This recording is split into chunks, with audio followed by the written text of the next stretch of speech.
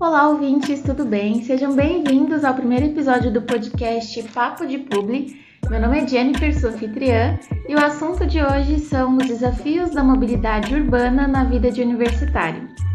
E nossas convidadas de hoje são todas bolsistas cursando Publicidade e Propaganda no Mackenzie. Em ordem alfabética, eu vou pedir para a Júlia se apresentar e falar um pouquinho sobre ela e como foi o processo de conquista da Bolsa de Estudos. Eu me chamo Júlia, eu sou da Zona Norte de São Paulo. Eu comecei a me interessar pelo Mackenzie no meu período, quando eu estudava no ensino médio mesmo, e eu descobri a bolsa do ProUni assim, pelos sites do governo mesmo. Eu sou bolsista 50% e eu obtive ajuda assim para conseguir a bolsa por muitos influenciadores assim sobre educação. E eu descobri na época que essa bolsa ela começou de 50% do ProUni no ano que eu iniciei, foi 2023. Então eu descobri por esses influenciadores que eu tinha uma chance, mesmo que eu não tivesse o valor inteiro para pagar a mensalidade, eu conseguiria pagar metade e até mesmo financiar essa metade. E então foi assim que eu consegui a bolsa, por influenciadores e pelo próprio site do governo. No momento eu estudo publicidade e propaganda à noite e faço estágio no Instituto Moreira Salles, então essa é a minha rotina, eu estudo e trabalho. Entendi, bacana. E como tem sido essa rotina para você? Olha, na verdade, assim, agora é uma rotina que eu consegui me adaptar, mas assim, eu acho que a gente nunca se acostuma, porque é uma rotina muito cansativa. E no início, agora eu tô no segundo semestre, no primeiro semestre eu trabalhava CLT, então eu trabalhava das 7 até as 6 horas da tarde, e era uma rotina totalmente insana. E eu chegava muito cansada, não conseguia até mesmo aprender na universidade. Aí eu comecei a procurar o estágio e eu iniciei nesse estágio. Ele tem um período muito menor de trabalho, eu trabalho só 4 horas no estágio, né, no período da tarde, mas da mesma forma não é um local perto da minha casa. Então eu demoro da minha casa para o local de trabalho é 2 horas. É uma caminhada, eu pego o metrô, pego ônibus e geralmente eles demoram bastante para chegar, então é uma coisa que me cansa bastante. O período que eu fico dentro do transporte para ir para casa, daí para o estágio para casa e da faculdade também. O tempo que eu gasto no transporte é realmente muito longo. Júlia, explorando um pouco mais, né? Eu vi que você citou que você, quando você trabalhava antes, quando você tinha um período mais curto para estudar e tal, e você não conseguia se concentrar nas matérias, como foi isso para você? Suas médias caíram? Sim, eu sinto que o meu aprendizado não foi completo. Eu sentia até mesmo que não valia a pena, porque eu ficava muito cansada nas aulas e não conseguia prestar atenção. Então, realmente, mesmo meus estudos pessoais, eu não conseguia fazer eles bem feito. E também não tinha tempo, porque no final de semana eu usava realmente para descansar, para às vezes até organizar minha vida pessoal mesmo. Então isso atrapalhava muito. Eu percebia que eu atrapalhava muito na minha memorização, no meu aprendizado, até mesmo para fazer os trabalhos, as atividades da faculdade. Eu tinha que encontrar tempo onde eu não tinha, às vezes deixar de dormir mesmo, já aconteceu muitas vezes de ficar madrugada assim para estudar, para fazer um trabalho que era um pouquinho mais complicado. Então era bem cansativo. Ainda mais por conta da bolsa também, né? Sim, e tinha essa preocupação também de manter a frequência, de manter a nota, porque a bolsa a gente depende disso também, de manter a frequência e a nota. Então foi uma preocupação que também acabava criando. Eu tentava entregar, às vezes eu sentia que eu não conseguia entregar os trabalhos, as atividades da faculdade completamente, entregar um trabalho muito bom do que eu realmente queria, porque eu não tinha esse tempo para pensar mesmo. Às vezes eu só entregava, não conseguia produzir, aproveitar todo para a proposta do trabalho. Entendi. Júlia, muito legal o seu depoimento, tá? E aí agora a gente vai passar para a próxima convidada, que é a Mariana. Mari, conta pra gente um pouco sobre você, no que você trabalha e como que você faz para administrar o seu tempo entre estudo, trabalho, tarefas de casa, lazer. Oi, eu sou a Mari, eu sou estagiária de comunicação numa empresa de tintas. Eu também sou bolsista 100% aqui no Mackenzie, eu faço publicidade junto com a Ju. E minha rotina, assim, é um pouco puxada, não vou mentir. Porque eu acordo cedo, aí eu vou estagiar, e depois do estágio eu não tenho tempo nem pra comer. Gente, eu não tenho tempo pra comer um lanche direito. Eu tenho que já vir direto, pegar o ônibus, aí é ônibus, metrô, aí eu venho aqui pro Mackenzie, estudo. E dependendo do horário, olha, tem professor que é bonzinho e libera 10h30, mas tem alguns que liberam 11 horas. Aí, a estes, eu chego em casa 1h da manhã. Então, pra acordar de novo, no outro dia às 6, dependendo da rotina do dia. Sim. Então, assim, é um pouco puxado. Só que, vou dizer assim, eu morei em Embu das Artes. E eu estudo aqui em Higienópolis. Assim, considerando a distância, eu demoro 2 horas. Então, eu entendo. Foi escolha minha, não vou culpar ninguém por isso. Entendi. Só que, não é fácil. Lazer acaba não tendo muito, né? Lazer no fim de semana e geralmente para fazer trabalho, como a Júlia disse, né? Ou você escolhe trabalhar ou você escolhe descansar. Isso. É bem complicado.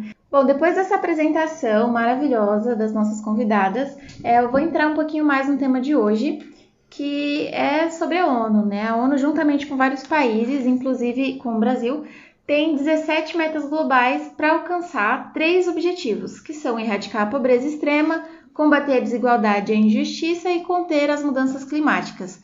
Esses objetivos são conhecidos como ODS, que são Objetivos do Desenvolvimento Sustentável. O tema que a gente vai falar hoje é o ODS 11.2, que fala sobre cidades e comunidades sustentáveis e tem como objetivo proporcionar até 2030 o acesso a sistemas de transporte seguros, acessíveis, sustentáveis e a preços acessíveis para todos, melhorando a segurança da rodoviária por meio da expansão de transportes públicos, com atenção especial para as necessidades das pessoas em situação de vulnerabilidade, mulheres, crianças e pessoas com deficiência e idosos. Então, esse é o tópico da ODS 11.2 que a gente está tratando nesse podcast de hoje, nesse episódio de hoje. E depois de ter dado essa contextualizada, até para o pessoal conseguir entender melhor sobre o que a gente está falando, queria dizer que eu convidei também as meninas, porque além de futuras publicitárias, elas também produziram um documentário, certo? Sim. Então, e esse documentário eu fiquei sabendo que ele fala exatamente sobre o tema que a gente aborda aqui hoje, né? Então, acredito que faz todo sentido abrir esse podcast falando sobre esse tema super importante com vocês.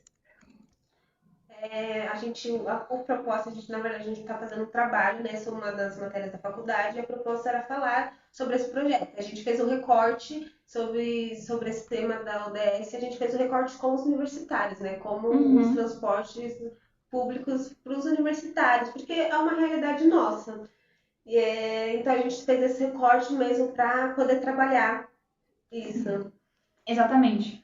Tanto que eu acabo produzindo documentário, a gente tem partes de roteiro e em trabalho a gente faz tudo que a gente pode, tudo que dá. E também ajudei também com a questão dos depoimentos dentro do documentário, participei ativamente. Sim, porque é uma realidade minha e é uma realidade muito complicada, porque eu quase não consegui meu trabalho por conta da distância que eu estudo. Porque eu estudava no período da tarde, e daí o período da tarde é complicado, porque eu voltava de noite, não tinha tempo, eu gastava mais de 4 horas por dia no transporte público, e daí não tem trabalho que dê tempo para fazer isso, entendeu? E acaba sendo uma questão que a gente precisa realmente. E esse documentário foi interessante pra gente, pra conseguir mostrar que foi uma coisa que, vou dizer assim, a gente levou muito pessoal, porque a gente quis mostrar a nossa realidade, as nossas dificuldades, e foi uma porta que a gente acabou abrindo. Entendi. Entrando mais também nesses temas, falando também sobre o documentário de vocês, a gente poderia falar também sobre a distância, né? Essa falta de acessibilidade aos pontos de ônibus. O que vocês pensam sobre isso, sobre essa dificuldade de chegar até o local? Se tem ponto de ônibus em todo lugar, se não tem? Para Mariana, que mora em Embu, né? Como fica para você? Olha, eu moro a 3,5 km de um ponto de ônibus mais próximo. E é estrada de terra e não é fácil, sabe? Não tem nenhum tipo de transporte. É um pouco deserto, então acaba sendo até um pouco perigoso. Só que, como não tem sequer ônibus, você tem que ou andar, ou no meu caso, eu comprei uma motinha para que eu conseguisse trocar para poder trabalhar. me locomover mais fácil. Ou então, o pronto de ônibus mais próximo da minha casa, ele é um que passa ônibus intermunicipais. É onde eu pego para ir pro metrô. Entendi. E sobre a infraestrutura também do transporte público, né? Questão de superlotação, atraso. Júlia, como você lida com isso? Na verdade, no documentário a gente tentou trazer muito da nossa realidade. E a gente comentou sobre, às vezes, como os horários dos ônibus e até mesmo do metrô, eles acabam, para nós estudantes do noturnos, eles acabam sendo um pouquinho, eu não sei como poderia falar, não foi pensado pra gente o seu horário. Porque tem muitas pessoas que da nossa própria sala, que elas, o pai ou o tio ou a madrasta tem que buscar elas depois que elas pegam o trem ou o metrô, porque não tem ônibus na cidade dela, nesse horário. E como nós, a população universitária, que é grande, noturna, é grande, não só universitária, porque as pessoas que estudam à tarde também acabam estudando em um local longe. Um transporte não foi pensado pra gente. É um transporte que o horário ele não é mobilizado pro nosso horário. E às vezes a única oportunidade da pessoa realmente é estudar noturno, não é uma escolha, é uma só possibilidade mesmo. E o transporte, a gente tem mais uma barreira que é o transporte. E esse horário ele acaba afetando muito o horário dos ônibus, não só os horários dos ônibus, do metrô e dos trens, porque tem pessoas que pegam metrô, trem e ônibus, sem dizer ônibus intermunicipais, por não morarem na cidade que elas estudam. Então, os horários dos ônibus é realmente assim muito complicado, né? Dificulta bastante. Ainda mais porque somando a distância que você leva até chegar no ponto de ônibus e também, como a Júlia falou, as baldeações que você precisa pegar, trocar de ônibus para trem, de trem para metrô, tudo isso vai acarretando em tempo que vai sendo perdido, que enquanto você poderia estar fazendo outra coisa, você acaba perdendo tempo em se locomover. Sim, ao mesmo tempo em que o transporte ele é uma coisa necessária, por exemplo, quando você não tem um ônibus que passa em 3 quilômetros, ele é necessário, mas ele também se torna um empecilho quando ele não tem qualidade, quando ele não tem muitos no horário, quando, por exemplo, o último ônibus é 11 horas, e a gente sai da aula 10h30, 11 horas, dependendo, aí complica. Se quiser superlotação, muitas vezes eu pego o ônibus à noite, eu tenho que voltar em pé no ônibus, dentro do ônibus, depois do dia inteiro de trabalho, de estudo, e só multiplica esse cansaço do dia inteiro. Então, essa falta de estrutura, de quantidade de ônibus, para os horários, para a quantidade de alunos que tem, é realmente muito complicado, né? E aí, entrando, né, nesse assunto, vocês acabaram já entrando no impacto da vida dos universitários, né? Seria o nosso próximo tópico. Então, como isso impacta na vida de vocês, né? Medo de assalto, vocês têm medo de assédio por conta, né, desse retorno tardio para casa? Como funciona para vocês essa parte? Eu tenho um pouco de medo em questão de assalto, mas porque no caminho, mesmo eu indo de moto, é um caminho que eu já teve questão de estupro, é um caminho que já teve questão de assalto. Bem complicado. É muito complicado, porque ao mesmo tempo que eu tô de moto, eu passo rápido pelo caminho, eu ainda sou uma mulher sozinha, quase 1h da manhã, entendeu? Em um lugar totalmente deserto, cheio de mato. Pode ter alguém escondido ali, eu não sei. Então, sim. Então é um risco que você acaba correndo todos os dias por conta dessa rotina. Todos os dias. E você ainda tem a opção da moto. Talvez alguém que não tem opção tenha que voltar talvez andando. Realmente. Também acaba acontecendo isso. O horário que eu acabo chegando do ônibus, quando eu saio da universidade, eu acabo chegando no horário muito tarde. Não tem muita movimentação na rua. E minha mãe, às vezes, minha mãe e meu pai, meus irmãos, eles acabam me buscando no ponto por esse medo desse trajeto do ponto de ônibus até a minha casa aconteça alguma coisa. Porque nós moramos numa cidade que não tem muita segurança pública, a segurança pública à noite ainda pior ainda. Realmente. Então, realmente, medo de assalto, medo de violência, principalmente sendo mulher, é bem complicado. Bem complicado. E tudo isso, né, mexe com o nosso psicológico, né? Tanto na questão de cansaço, que você não tem tempo para pensar, não tem tempo para estudar, você faz trabalho correndo para poder entregar, nem consegue aproveitar direito o que você está estudando. E tanto em questão de medo, né? Medo de assédio, medo do que pode acontecer. E como tem sido isso para vocês? O psicológico, como está sendo para vocês lidar com tudo isso? O psicológico, eu acho que é a pior parte, porque eu chego em casa, às vezes, quando é um dia em que eu sei que eu vou chegar em casa 00:30 e eu vou ter que simplesmente ligar no computador e fazer um trabalho. A vontade que eu tenho é de chegar em casa chorando dentro do meu ônibus, porque eu só queria dormir, sabe? Sim. A gente já não dorme 8 horas por dia e tirar, Realmente. sei lá, do pouco que a gente dorme, tem que fazer trabalho, É complicado, sabe? Você é tem que acordar complicado. outro dia. E, por exemplo, minha família combina às vezes de jogar vôlei de noite. Vamos jogar um vôlei ali com a família. Eu adoro passar tempo com a minha família, mas eu não tenho tempo de passar com eles. Às vezes Sim. até sábado, até domingo, eu tenho que abdicar Do seu tempo para poder abdicar do meu fazer o seu tempo. trabalho. Fazer coisas que me propus a fazer. E daí isso mexe muito com o meu psicológico, eu Sim. tenho muita ansiedade, é difícil. Eu também, como publicitária, também me coloco nesse lugar de até às vezes se sentir culpada de estar, eu vou sair aqui, mas eu me sinto culpada porque eu não tô fazendo um trabalho que eu preciso fazer, preciso entregar, ou não tô estudando, ou não tô dando o meu máximo por conta do cansaço mesmo, porque tem outras áreas da nossa vida que a gente precisa dar atenção. Eu até tento priorizar ao máximo o meu lazer e o meu psicológico, mas tem coisa que não dá. A gente tem que pensar bastante no trabalho também. Sim. Sim. Ainda mais sendo bolsista. Sim. A gente fica perdendo. Eu acho que nesse momento que a gente está como universitária, eu sinto que estou perdendo muito minha vida social e isso acaba impactando no meu psicológico, porque há semanas que realmente minha vida é pro trabalho e pro estudo. Então, eu acabo, no final de semana, eu prefiro realmente descansar, acabo não tendo energia para fazer alguma atividade, algum lazer com a minha família, ou se acaba em casa e fico muito presa em casa também, mas eu sinto que esse descansar também, porque o cansaço físico é muito grande dessa rotina, eu crio um cansaço físico muito grande, então eu acabo perdendo muito o lazer e que afeta muito o meu psicológico também.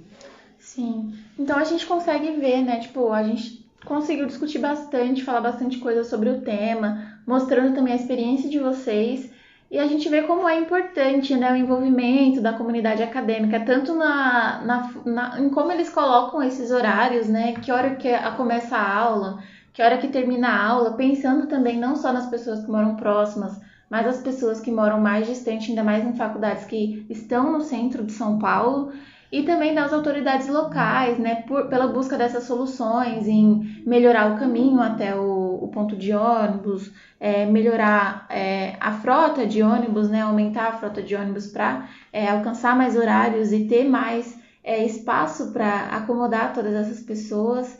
E que melhorias vocês acham, que soluções vocês pensam que poderia estar ajudando esse processo de alcançar esse objetivo de cidades e comunidades sustentáveis? Eu acho que para uma cidade ela ser considerada sustentável, quando a gente pensa sustentável, logo de cara a gente pensa em meio ambiente. Sim. Só que meio ambiente também são as pessoas, porque não existe cidade sustentável sem a questão das pessoas que habitam ela estarem felizes. Eu acho que isso mexe muito com a felicidade, mexe muito com o psicológico. Estarem saudáveis, né? Saudáveis, psicologicamente e fisicamente. Eu acho que é muito importante isso e é uma coisa difícil. Eu acho que em 2030, sinceramente, sendo não otimista, difícil a gente conseguir atingir isso em escala global. Ou se a gente pensar até em menor, São Paulo. É difícil São Paulo se tornar sustentável para os cidadãos em questão física e psicológica. Mas esperamos que sim. Talvez mobilizações, começando com mobilizações pequenas, como no caso da Mari, estender um ponto de ônibus na área de moradia dela, porque há estudantes lá, mesmo que seja um estudante, ele tem o direito à educação, então que o transporte chegue até ele. Sem falar de idosos e sim, que moram na região, né? Dá pra gente abrir vários leques, né? Sim, desse assunto, a mobilização dos horários, mesmo dos ônibus, dos trens, dos metrôs, para esses estudantes do período noturno. Também sinto que poderia ser aumentar a segurança para esses estudantes, principalmente nós, a gente relatando mulheres, o nosso medo contra a violência, podia ser feita uma segurança a mais à noite, no caso dos estudantes, não só dos estudantes, dos trabalhadores que voltam à noite, para a gente ter esse direito, que é o nosso direito, que a ONU está nos direitos humanos, que é o direito à educação, que é o nosso direito. A gente está tendo que lutar pela nossa educação, que é um direito. A gente deveria não ter que lutar por isso. Ela. Deveria ser algo institucional. Sim. Bom, gente, esse foi o podcast, esse foi o nosso tema. Queria finalizar apenas perguntando para as meninas como foi o processo de criação do documentário, como que está sendo agora que vocês já finalizaram, o documentário já está postado na plataforma no YouTube. Está disponível aqui também no nosso canal, na plataforma no YouTube Papo de Publi. O documentário se chama Sons do Caminho. E eu queria saber como foi para as meninas fazer toda essa parte da produção. Aqui também nós temos no nosso backstage a Vitória e a Tainá, que também fizeram parte desse documentário. Eu, Jennifer, também fiz parte desse documentário. E aí eu gostaria de falar um pouco mais com as meninas como foi fazer esse documentário, como foi a produção. Oi, eu sou a Tainá, eu faço publicidade e propaganda com as meninas e a gente fez esse microdocumentário que tem o mesmo tema do nosso podcast e foi muito gratificante, foi pegar as histórias, o enredo e conseguir transformar isso num microdocumentário que eu achei bem satisfatório o nosso resultado. E toda essa comunicação com as meninas, da parte geral, desde a gravação até a roteirização do microdocumentário, ver como que é a realidade, como cada um tem sua realidade, os resultados disso é muito importante para a gente também cair na real, ver o nosso rendimento. Né? Então foi bem legal, gostei bastante dessa experiência. Oi, gente, meu nome é Vitória, eu faço publicidade e propaganda, eu participei do trabalho aqui com as meninas e foi muito legal, interessante ver cada história de cada pessoa e a gente se identificar com isso, achei isso muito impactante. E o processo de criação, eu ajudei ali em algumas partes de banco de imagens para colocar